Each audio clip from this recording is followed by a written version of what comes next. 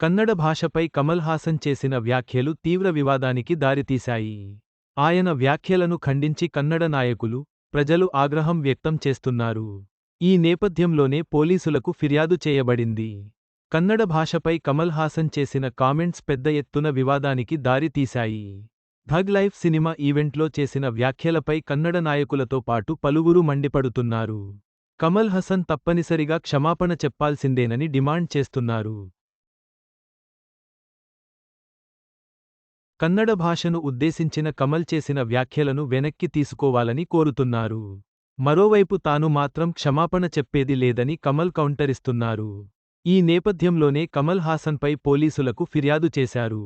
ఆయన చేసిన వ్యాఖ్యలు తమ మనోభావాలను దెబ్బతీసేలా ఉన్నాయని కర్ణాటక రక్షణ వేదిక బెంగళూరు పోలీసులకు ఫిర్యాదు చేసింది.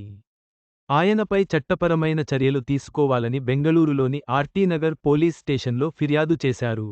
ఆయన కన్నడిగుల మనోభావాలను దెబ్బతీయడమే కాకుండా తమిళులకు మాకు విష బీజాలు నాటారని ఫిర్యాదులో పేర్కొన్నారు.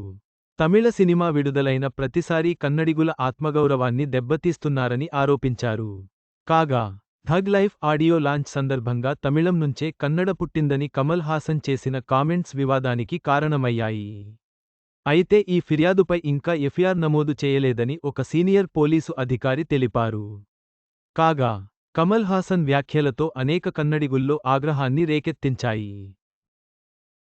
బెళగావి, మైసూరు, హుబ్బళ్ళి, బెంగళూరుతో సహా రాష్ట్రంలోని వివిధ ప్రాంతాలలో కమల్కు వ్యతిరేకంగా నిరసనలు చేపట్టారు. బెళగావి మరికొన్ని ప్రదేశాలలో కార్యకర్తలు కమల్ పోస్టర్లను తగలబెట్టి ఆయనకు వ్యతిరేకంగా నినాదాలు చేశారు. క్షమాపణ చెప్పకపోతే రాష్ట్రంలో ఆయన సినిమా థగ్ లైఫ్ ప్రదర్శనను అడ్డుకుంటామని కూడా బెదిరించారు. కమల్ హాసన్ వ్యాఖ్యలు పెద్ద ఎత్తున వివాదానికి దారితీశాయి. క్షమాపణ లేకపోతే సినిమా విడుదలపై ప్రభావం పడే అవకాశం ఉంది. వివాదం త్వరలోనే పరిష్కారం కావాల్సిన అవసరం ఉంది.